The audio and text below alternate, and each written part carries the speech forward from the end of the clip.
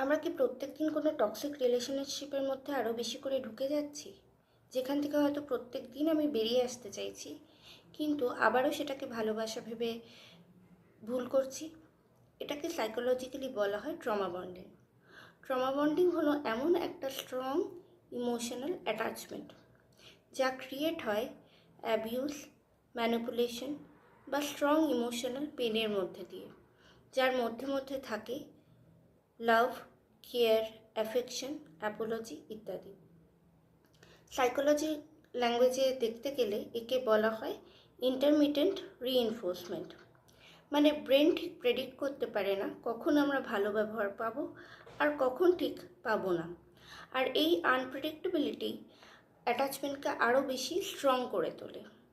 Neuroscience দিয়ে দেখতে গেলে দেখা যাবে অ্যাবিউসের সময় আমাদের ব্রেনের মধ্যে কর্টিকোসল বেড়ে যায়, আমাদের অ্যাড্রিনালিন গ্ল্যান্ড থেকে কর্টিকোসল রিলিজ হয়, যা বডিকে আরও বেশি সার্ভাইভাল মোডে নিয়ে যেতে হেল্প করে।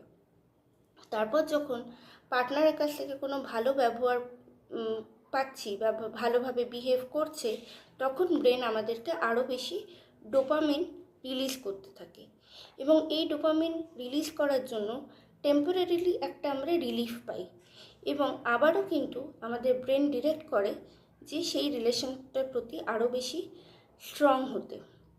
নিউরোবায়োলজিক্যালি দেখতে গেলে আমাদের HPA axis, stress response system, reward circuit আর অ্যাটাচমেন্ট সিস্টেম একসাথে কাজ করতে থাকে।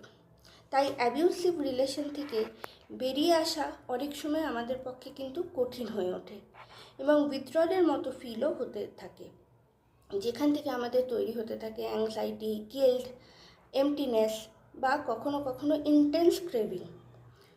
অন্য যে কোনো একটা সম্পর্কের প্রতি একটা ইন্টেন্স ক্রেভিং কিন্তু তৈরি হয়ে থাকে।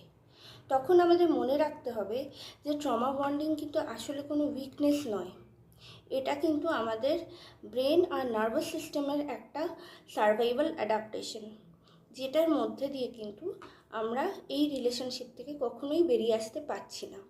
সেই জন্য আরও বেশি করে awareness, healthy support, trauma bonding therapy, এগুলোর মধ্যে দিয়ে কিন্তু আমাদের পক্ষে বেরিয়ে আসা সম্ভব হয়।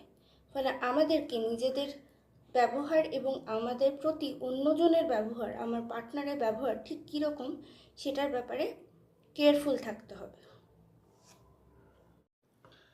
আমরা কি প্রত্যেকদিন কোনো টক্সিক রিলেশনশিপের মধ্যে আরও বেশি করে ঢুকে যাচ্ছি, যেখান থেকে হয়তো প্রত্যেক দিন আমি বেরিয়ে আসতে চাইছি, কিন্তু আবারও সেটাকে ভালোবাসা ভেবে ভুল করছি? এটাকে সাইকোলজিক্যালি বলা হয় ট্রমা বন্ডিং।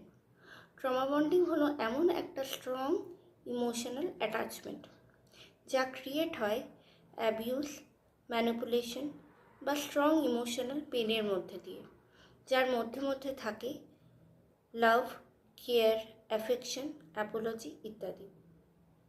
সাইকোলজি ল্যাঙ্গুয়েজে দেখতে গেলে একে বলা হয় ইন্টারমিটেন্ট রিইনফোর্সমেন্ট। মানে ব্রেন ঠিক প্রেডিক্ট করতে পারে না কখন আমরা ভালো ব্যবহার পাবো আর কখন ঠিক পাবো না। আর এই আনপ্রেডিক্টেবিলিটি অ্যাটাচমেন্টকে আরও বেশি স্ট্রং করে তোলে। নিউরোসায়েন্স দিয়ে দেখতে গেলে দেখা যাবে অ্যাবিউসের সময় আমাদের ব্রেনের মধ্যে কর্টিকোসল বেড়ে যায়, আমাদের অ্যাড্রিনালিন গ্ল্যান্ড থেকে কর্টিকোসল রিলিজ হয়, যা বডিকে আরও বেশি সার্ভাইভাল মোডে নিয়ে যেতে হেল্প করে।